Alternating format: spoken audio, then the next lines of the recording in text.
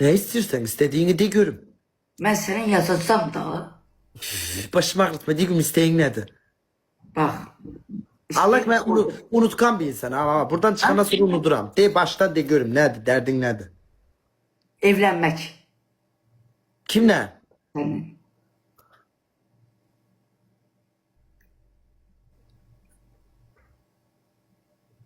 Şoka girdi bu.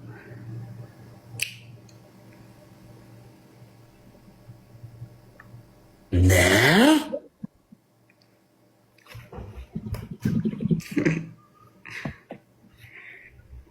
Seninle evlenmek istiyorum ben.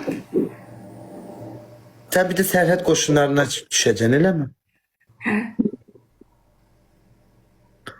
Utanmırsan. Niye? Bu diyenler bu cümleden sonra ne bileyim ya Ben senden evlenmek istiyorum. Evlenmezsen benden. Ha? inanırsan tuvaleti gelip sıçmaram. Yok.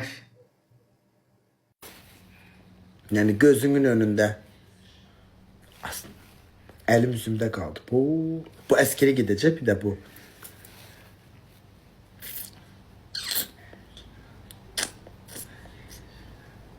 Öyle değiller askere. Nerelerdesin lan?